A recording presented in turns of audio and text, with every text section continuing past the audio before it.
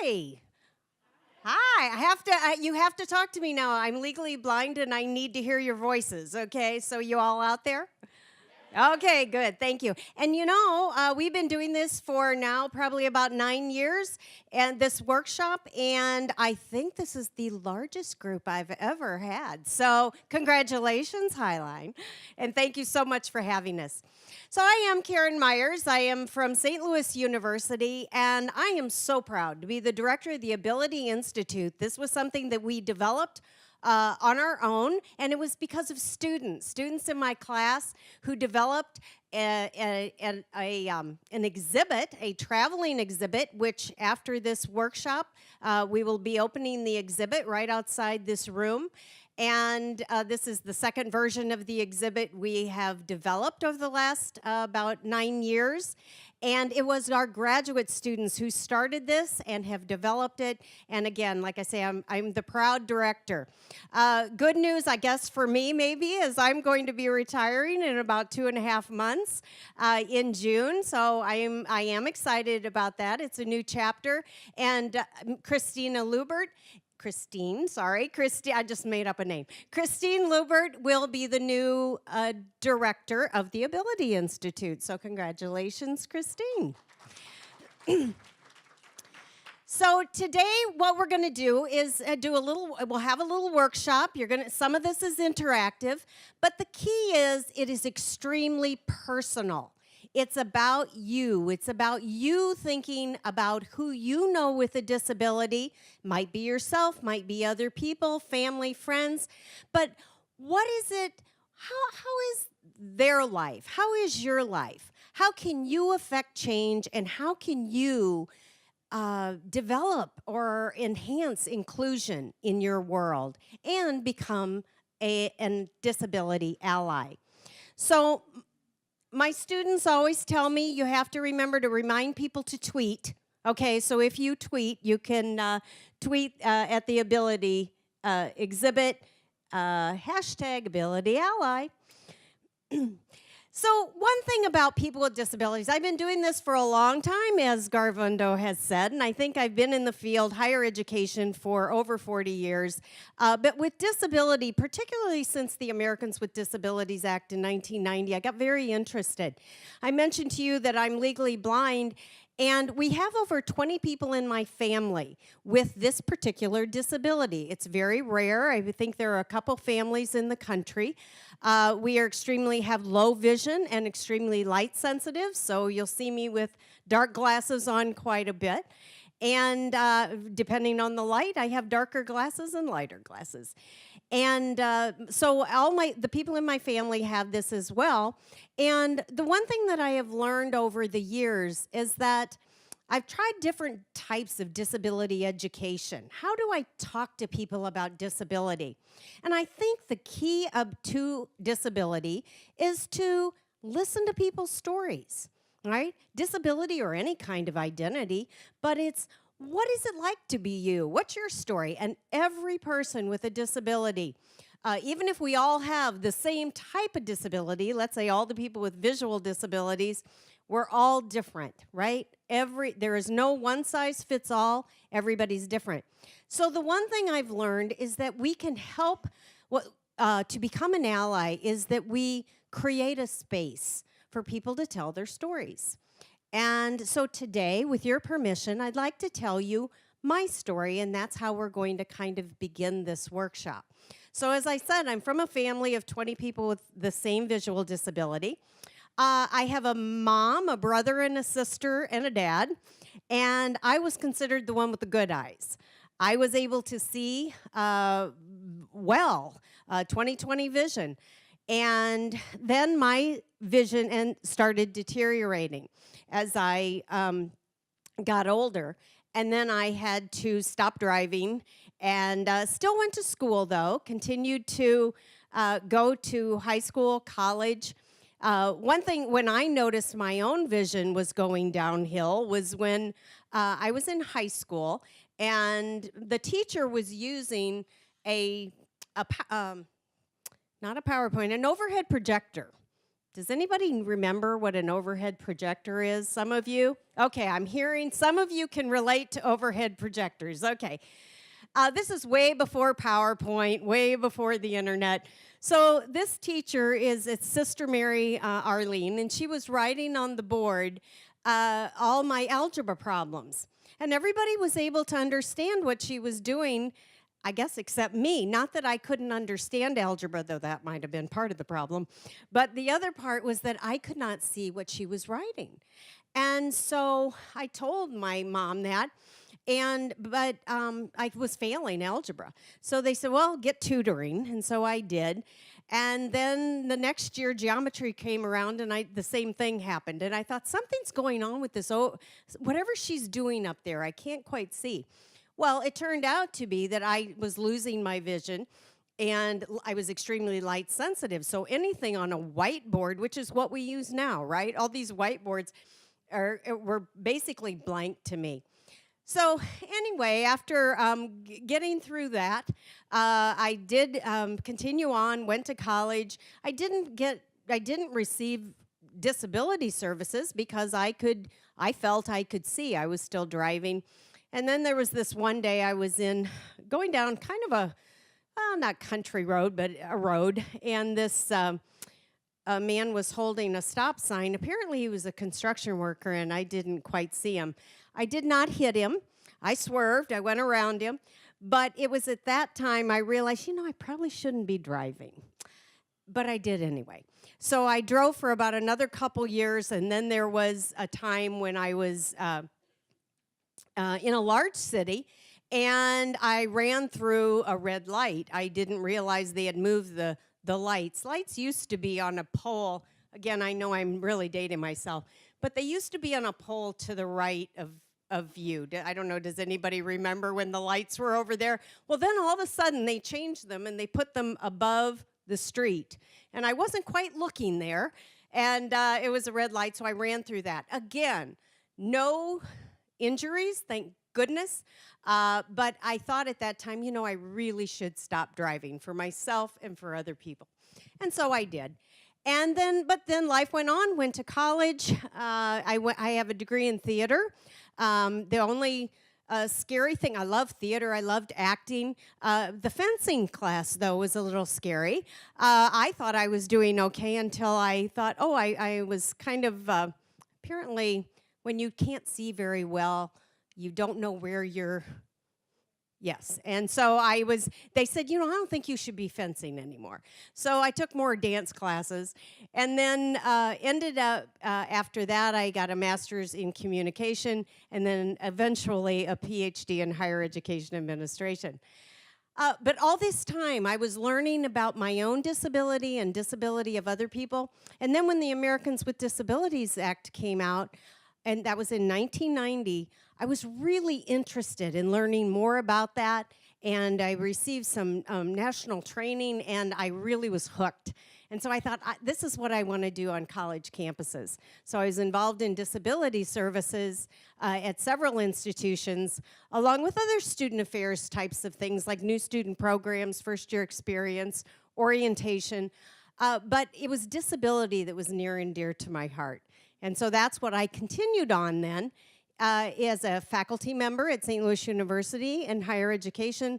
And now what's really exciting is the disability class that was encouraged, that we started this class because graduate students said, we need a class on disability. We have classes on multiculturalism and diversity, but we don't have anything on disability. And disability is one of those things that it's an identity, but it's hardly ever talked about in the diversity conversation. And so we wanted to add that to the conversation, and our students wanted to learn more about it. And so I developed a class, and now it's a required course at St. Louis University for a master's, a doctorate, and a new certificate program. So this brings us up to today, and this wonderful exhibit that our students developed and that we're now taking internationally to spread the word about ability ally development and inclusion of people with disabilities. So the key, as I said, about my own story, thank you, first of all, for allowing me to share some of my story, but it is to listen to others and to create that safe space. And so when you think about your own story, what is that? Who do you know with a disability? Are you an ally of people with disabilities? And what does that look like in your life? I think one way that we can better reflect on our connections with people with disabilities is to open our minds, our hearts, and listening, as I said, to people's stories. And one way to do that, of course, is to become an ally. I gave you a little background of the disability exhibit, or the Ability Institute exhibit already. And again, one of the things that our students did is this workshop was through a United Way grant that one of the students applied for. In my class, I require every student to do a project, and I really want it to be practical. Not something that you write a paper and put it on a shelf or throw it in a waste can. I really want them to affect change. And so one idea that one of the students had was to develop an exhibit. Another student had the idea of a workshop.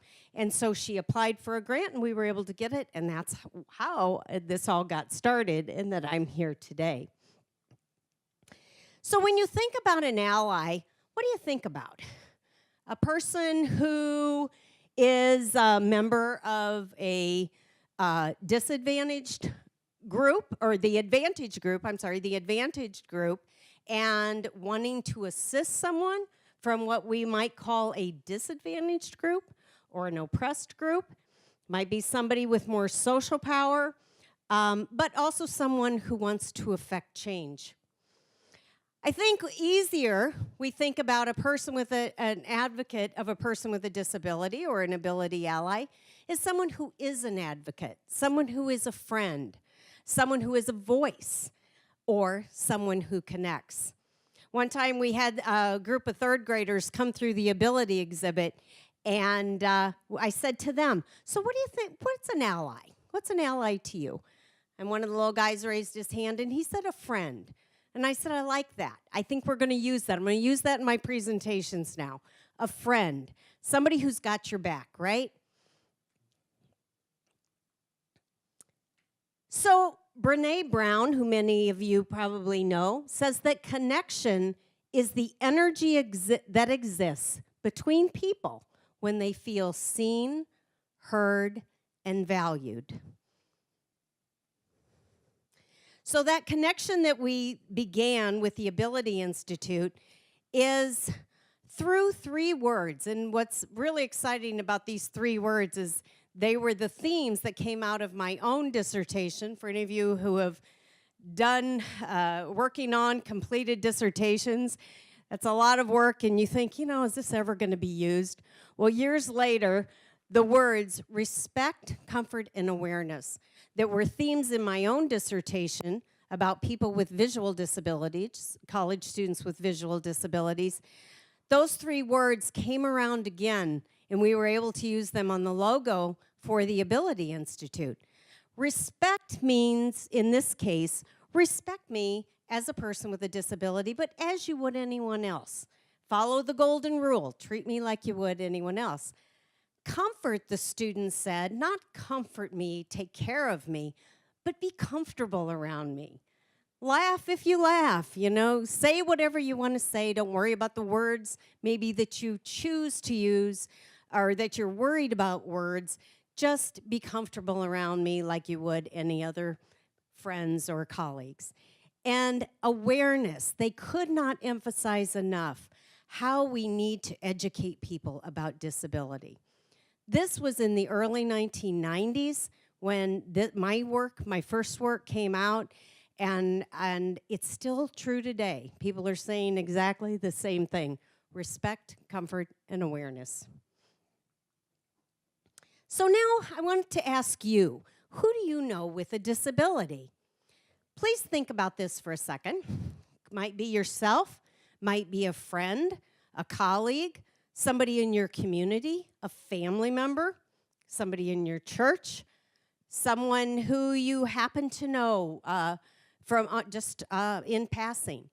But think about who you know with a disability, and we'd like to do just a really quick pair and share, which is turn to the person next to you and talk to that person and talk to them a little bit about who that person is and what disability they have. Okay? Did you do that for a few minutes? Thank you.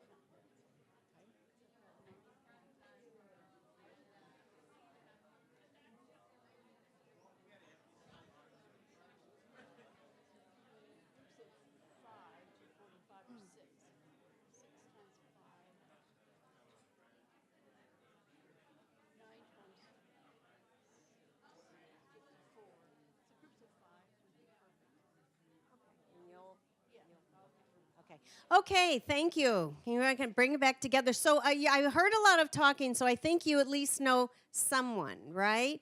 Um, Again, the focus isn't so much about people with disabilities or specifically what they do or don't do. It's just that it's one of those parts. One, it's our identity, and two, it's one of those pieces of identity that we tend not to think of as often. And yet, almost all of us, if we live long enough, will have some type of disability at some point or another. A physical or mental impairment that substantially limits a major life activity. That's the definition, and I think the more we think about it, the more people we will know. So what we'd like to do now is just get some perspective about people with disabilities, people without disabilities. What does that look like? We're going to show you a really quick video, only 90 seconds, so you have to pay attention, or it'll be over quickly.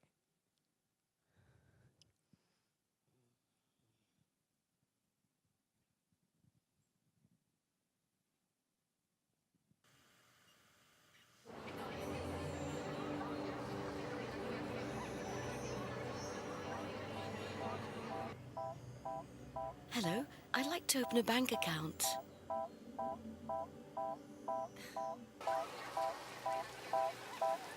One is the loneliest number that you'll ever do. Two can be as bad as one. It's the loneliest number since the number one. Access for everyone. When your world lights up, EDF. I told you it was going to be quick. So did you see whose perspective was that from? A person, who'd you say? I just didn't hear. Atypical? Oh, a person with or without a disability? Without, okay. So a person without a disability, it was from her viewpoint, right? And it was from her experience, but everybody else had disabilities, which was, if you think about it, quite often, people without disabilities are the ones who we're in a world of people with did I say that right? People with disabilities are in a world with people without disabilities. So the world can often look like that to people with disabilities. So anyway, from this point of view, this is actually an advertisement from a French electric company. And however, there is a longer version of this where the man in the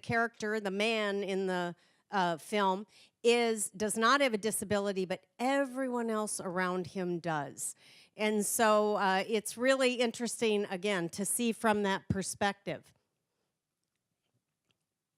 So we have to think, too, okay, how would we promote access? How do we promote access? How do we promote inclusion?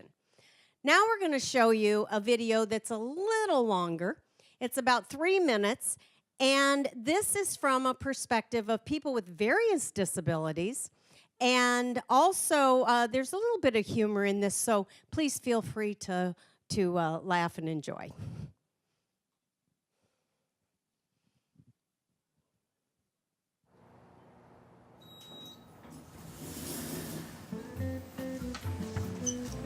Good morning, Bob. Morning there, big man. Morning, Alice! There's no need to be awkward. Poor Bob. Like so many of us, he just doesn't know how to interact with people with disabilities. It's pretty easy, really. People with disabilities are people first. We need the same things that every person needs, like respect. Good morning, everyone. Attention! Okay. Maybe we need to be more specific. The easiest way to show respect is to focus on the person, not the disability. It's okay. You'll get the hang of it. One easy way to focus on the person is to watch the person signing and not their interpreter. Or their companion. It's really cool that you'd like to help, but do us both a favor and please ask me first. What you think might be helping? I got you. Wait, ah! Oh no, might actually not. If you'd like to offer me help, let me hold on to your elbow. Don't take mine. Hey, would you like to take my arm? Sure. Assistive devices help us to live our lives. They're really important and really personal.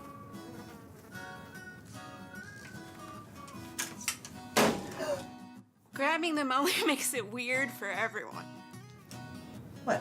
Please only touch our devices and service animals if we've given you permission. And don't take it personally if I ask you not to. Remember that my service animal helps me all the time. Neither of us would like it if we were separated. Remember, we make our own decisions. We sign documents, vote, volunteer, work, and pay taxes. We get married. So don't address me just because I have a great smile. Just because I'm blind. May I help you? Does not mean I'm deaf. Just because I'm deaf doesn't mean I'm blind. And just because I use a wheelchair doesn't mean that I can't sweep you off your feet. So take a deep breath. Relax. We don't bite. Unless we're really hungry. Hello there, ladies. How are you? Hello. And if you're not sure what to do, just ask. Hi, would you still like to see a menu? No thanks, but can you please read it to me? Sure, definitely. Just treat us the way you would want to be treated, and we'll all be okay.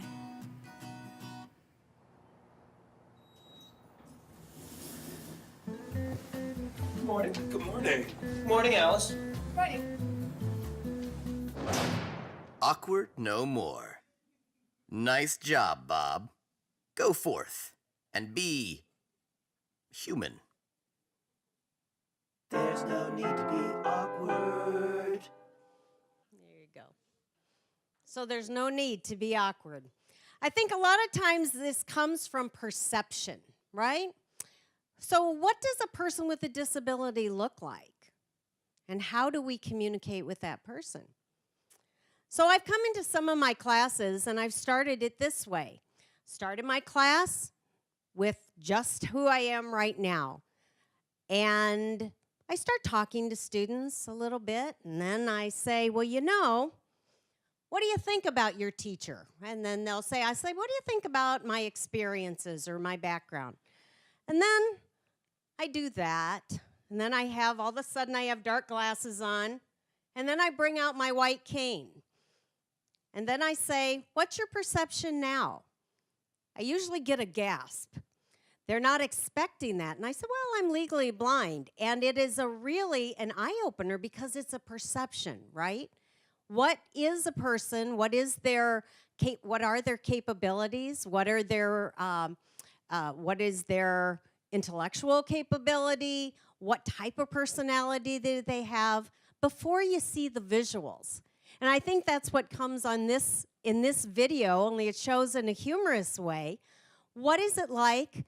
How do we perceive, let me put it that way, how do we perceive people with disabilities? And do we think of them as in a positive way or a negative way? So if you think back to the person who you first started, you shared with your partner there, of who do you know with a disability, how is that person perceived? And just if you keep that in mind for a little bit. So this particular video, we like this video because it does use a lot of humor. And there are many ways to respond to people with disabilities. And of course, we have our own perceptions of that as well. So one of the questions that people ask me a lot is, what am I supposed to do? When I meet somebody with a disability, how do I behave? And I said, well, that's interesting because you should, as I said, go back to the respect, comfort, and awareness is treat anybody, treat people with disabilities as you would anyone else, right? That comfort level. And, but I know there was one workshop I did with, is it okay to say that? Because a lot of times people aren't sure what to say either, right? So do we talk about the disability? Do we not? Do you ask questions about it or do we not? And I think it's what you would with anyone else. Or when someone has an identity that you might not have, do you talk about that or not? I think the thing is, it's not so much about the person, like to say, oh, wow, you have dark glasses on, or you use that white cane, that's strange to me. But it is maybe a noticing, oh, that person looks like they may do things differently than I do. So it's okay to ask, is there anything I can do to assist? Or do you need any help? I've done that before when someone is someone who has difficulty walking or is using a wheelchair, and I've opened the door, and I have done that, and some people say, I'll get it myself. And I said, okay, that's fine. And other times, I open the door, and someone will say thank you, right? So people are people, and they're going to react different ways, just like someone who has a baby stroller may not want any help or may want a lot of help. A lot of times, we're really grateful when someone holds that door. Or when you have a handful of books, right? The same thing. So I think you're always going to get different types of people, so there's no one answer to this question. But it is something to think about. Should I be awkward like Bob, or should I be more comfortable with people, all people, and just be myself with them?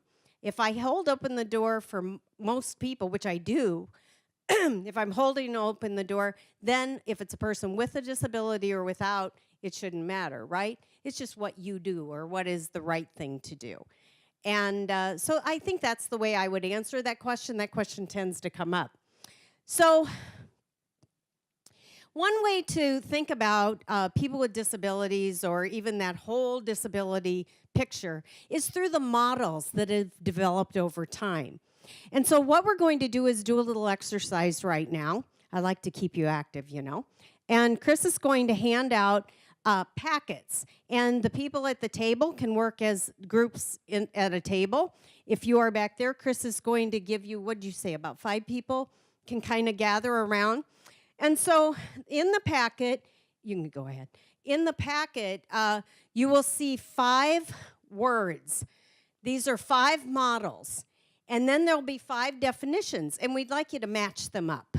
That's the exercise for the moment, okay? Should take you about 5 minutes. So you can open up the packet, if you will, please. Okay, we all feeling good about what we're doing? Are you finished? Close enough? Okay. I don't want you to get too stressed about this, okay? All right, so there are 5 models. And one of the oldest models of disability is called the medical model. That's the first one. And who would like to read what they have as the medical model definition? If you put up your hand, I might, or Chris might call on you if I can't see you. Who wants to do, you would? Okay, right here at this first table. All right, so disability is viewed as a deficit or a condition that needs to be treated. Congratulations, you're right. And you get a prize. So the gift today, at least the first gift, is a book I wrote over, I think 20 years ago. It's about my own vision, and I usually don't, you know, I'm not really standing on the street corner handing them out. But Chris thought that would be a good prize. So you get this book. Okay. So congratulations. But the point is, yes, it is a deficit where it's a condition where we're thinking that it has to be treated, it has to be fixed. Something's wrong. So when you think about the medical model, it's not very inclusive, is it? It's saying that a disability is something different and wrong and needs to be fixed, and that's why it's the old model. However, some people may be using that model still today. So okay, let's go to the minority group model. Who's got that one? Does anybody want to take a chance? You have one? Okay, I'm going to hand you the microphone. This model explores both of the individual experiences of people with disabilities and the contributions of society. It focuses on the elimination of ableism. And this was which one? Minority? I'm sorry, but it's close. It's close though. I can see where that would come into play. Does somebody else have minority group? Have a different answer? Okay, we're going to try this. These are tricky. This was focus on the common experience of the opportunity to discover expression in the individual with disability. Congratulations. Good job. Okay. Chris, a book? Okay. So the model focuses on the common experiences of oppression and discrimination experienced by individuals with disabilities. Quite often we're going to see that minority group model is used when it can be a positive thing or a negative thing. Sometimes it's with people who are, they come together as a group. It's a support, right? People with disabilities all together fighting, let's say, advocating for the cause, right? It could be a group of students who have a disability organization. Or it could be, when we look at minority group, as that disadvantaged group, that oppressed group, the group on the outside, the ostracized group. So, but anyway, that is the minority group. So is that the second one I have up here? Oh, I jumped, didn't I? Well, anyway, we're going to, okay, third one is functional limitations. This one, I will give you a clue. It is similar to the medical model with a twist. So, who has functional limitations? Is that way back there? Where's Chris? I lost Chris. Okay.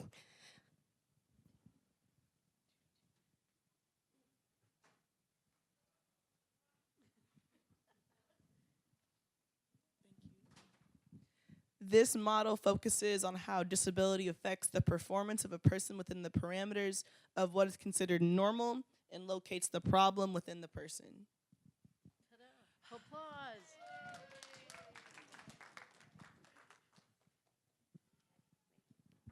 Okay, excellent. Functional limitations, we quite often think of the person, what is going on, what are the limitations of the person with a disability, not how are we going to fix it, but how are we going to accommodate those particular limitations. So I was just thinking about this exercise and functional limitations. As a person who's legally blind, this exercise would have been hard for me. But it's okay. I could have been in your group, and my limitation is visual, so I couldn't have seen all those little cards I just handed you, or Chris handed you, but I could ask somebody, would you please read it? And so somebody would have taken on that responsibility and read those, so that would have been my accommodation. I don't know if any of you had that. Did any of you need assistance in this exercise? Having somebody else read. I don't know if any of others of you are blind, but that's one of the things that would have helped me anyway for this particular exercise. So, good job, functional limitations. The next one is social construction model. This one and that last one, always, it's very confusing because they're very close, the social construction and the social justice model. But would you like to take a stab at it? Anyone? Okay.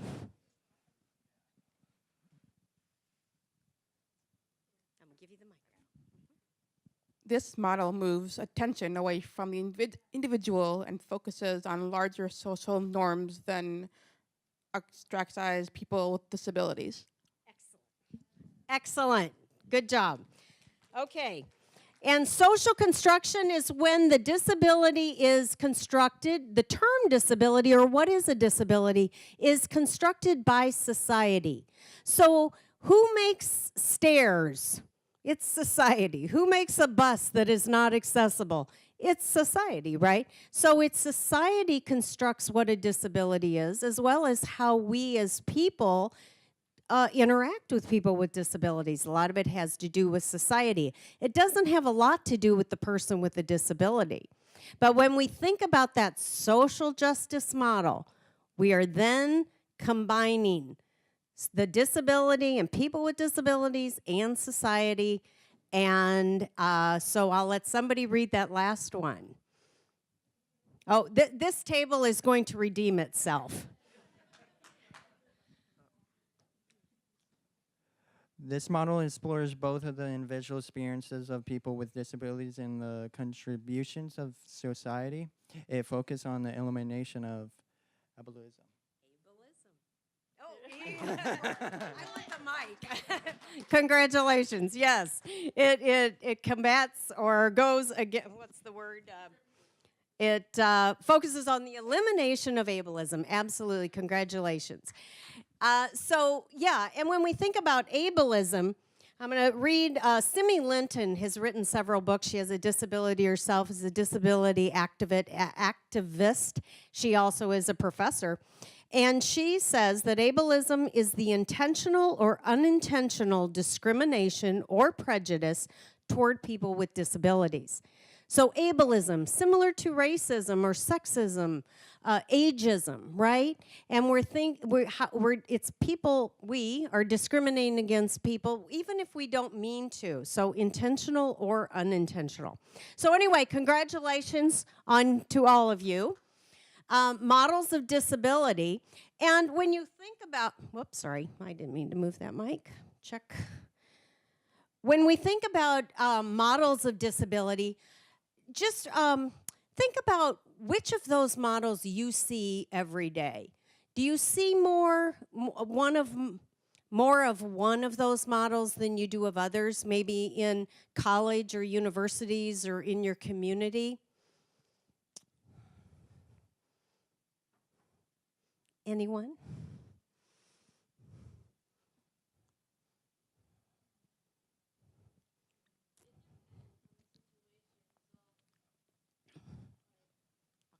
I realize we need this mic.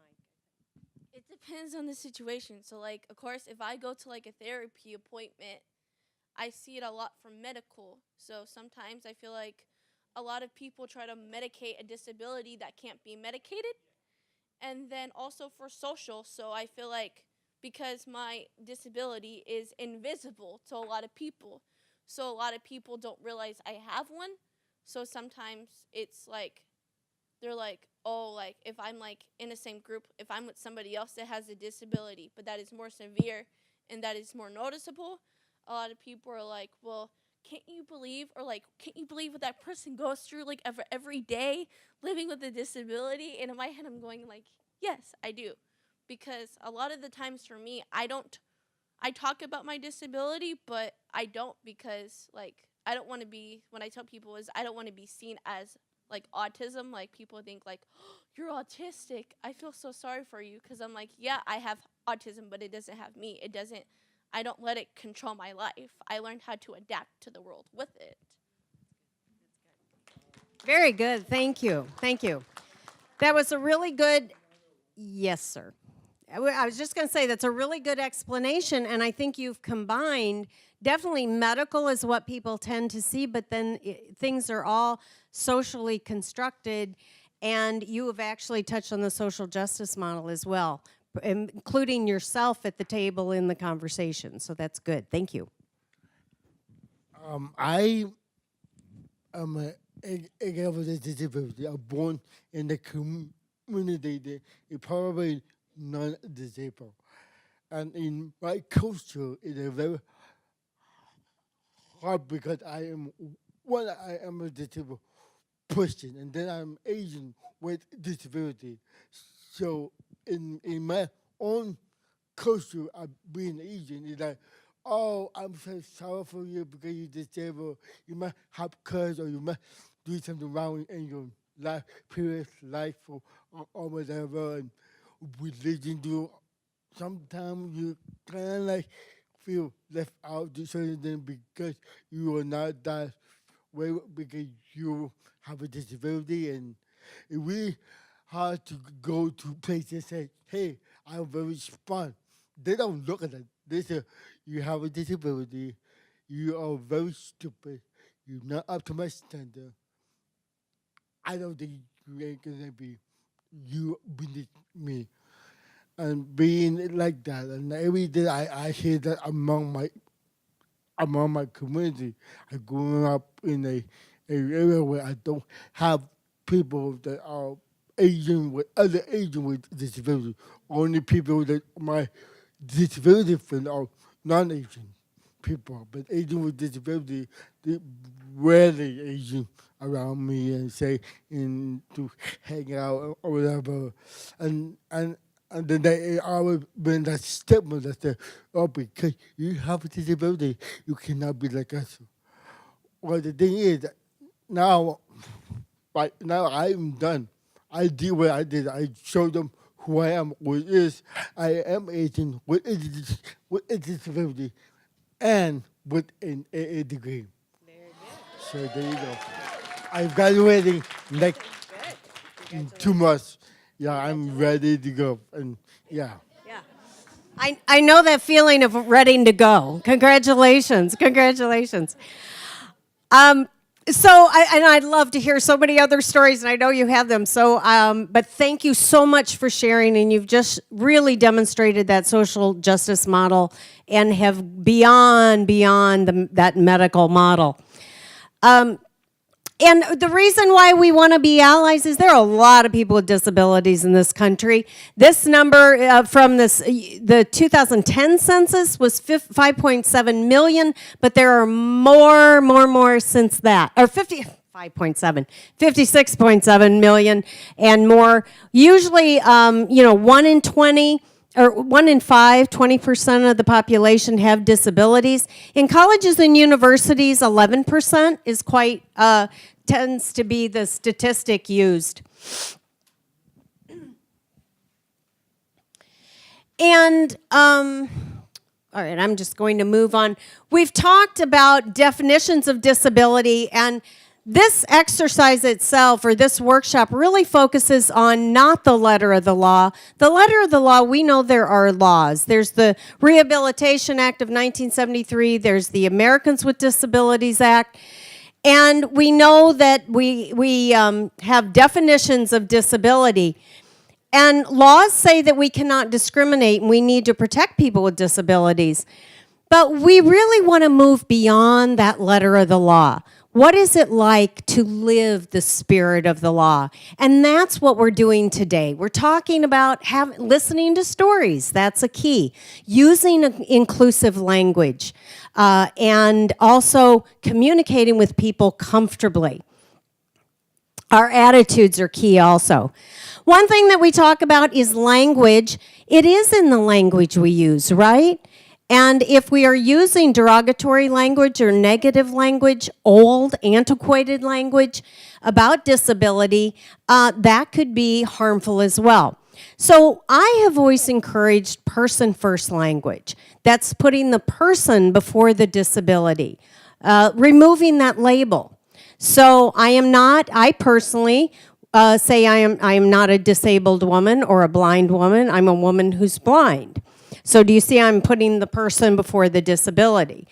That is person first. Now, some people with disabilities believe in identity first language, and that is putting that label first because they're owning that disability. They say, this is who I am, and I want to say disabled first. And Simi Linton is one of those. I mentioned her and her work. Garvundo would have read that in class. And I could quiz you right now about, but I won't. Okay. But she talks about identity first language. So it's entirely up to you. If you have a disability, please use whatever language you want. I personally use person first. I think people without disabilities, or when we're talking about people with disabilities or writing about it, using person first language tends to be the most universally designed and the most comfortable for all people, possibly most respectful for all people, because we're not adding labels to that. Again, it is entirely up to you, but I encourage you to at least be aware of identity first language and person first language. Another thing, if you learn nothing else today, I would like you to do one thing, and that is to take the word handicapped out of your vocabulary, if it's in there. It is an outdated term. It came with the Rehabilitation Act mentioned it, but the Americans with Disabilities Act is taking it out. And taking that negative, it is more of a negative, derogatory term.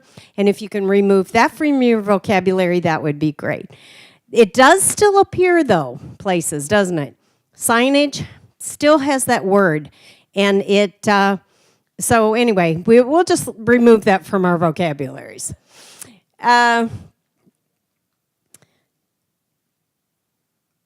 Focusing on the person. So if you were using person-first language, would you, instead of saying, I am not handicapped, which one, we don't want to use that word anyway, using person-first language, how would you describe this picture or this man?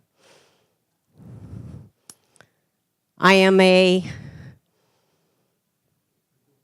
person with, man with, yeah, I'm a person with a disability. I'm a person with a disability. Another way we can look at this man is actually not as a person with a disability at all.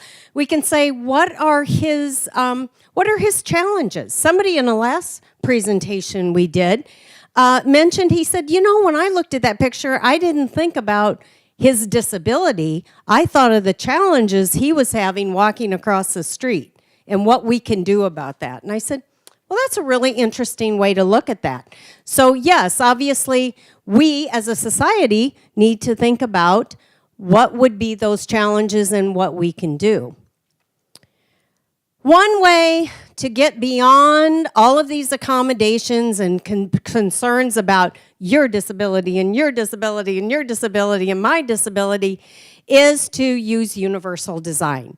Universal design, I understand that Highline is definitely taking an interest in and supporting universal design, which is wonderful. And it's to make things as accessible as possible to as many people as possible. So we don't have to use specific accommodations. So it started as a term with facilities and sidewalks and buildings, and then it went into the classroom, and it was called universal instructional design, or universal design for instruction, or universal design for learning. I'm very happy to be in the state of Washington because at the University of Washington, it was one of the first institutions to receive a federal grant for universal design. Also Minnesota and also Connecticut, and we were just in Connecticut last week. So, and Minnesota is the one who I worked with in universal design. But this is when it came into the college classrooms and really focused on curriculum and in the classroom, and then it went beyond. So those of you who work in student affairs, student development, it went universal design, taking it outside of the classroom in your activities, in your other services that are beyond curriculum. So what does universal design look like? Universal design means that things are usable by as many people as possible, not just people with disabilities. So if we're looking at this curb, do we think this is universally designed? Could a lot of people use this? Yes, why do you say that? And just call out, if somebody'd like to do it loudly. I think we have to pick up on the mic here.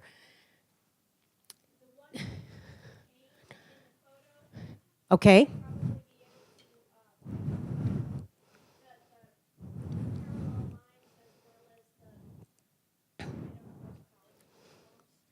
Okay, so the person using the cane in the photo, it's being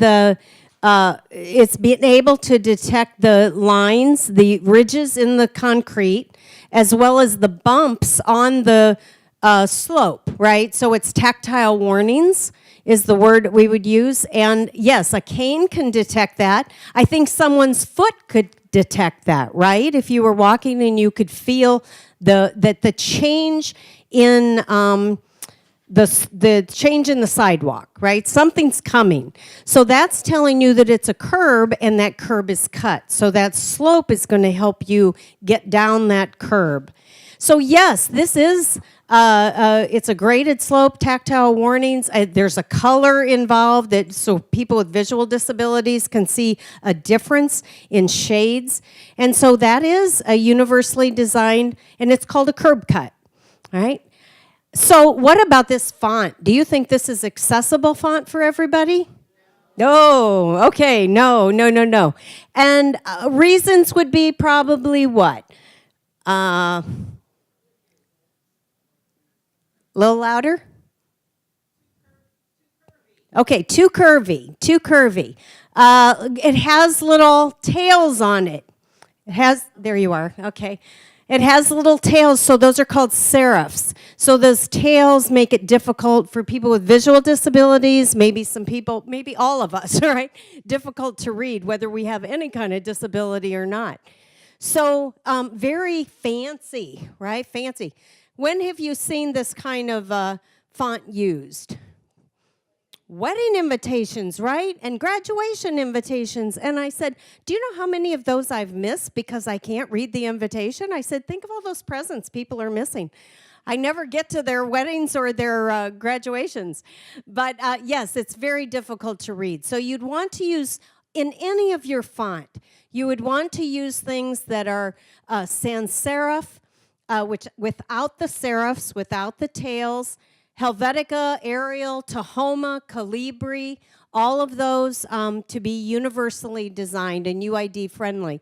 And I require all my students to turn in every paper universally designed. And it's not just to make me happy, but it is so that everyone can see their product, right? So is this flyer universally designed? A lot of you do flyers, right, for clubs and organizations? No, okay. Well, how about sans serif font, colors? What else is wrong with this? Contrast, low contrast, probably too many words, okay? So what we want to do is keep that straight font. So high contrast, as we said, it's a good point. This is one example. It gets it shows dark on or light on dark.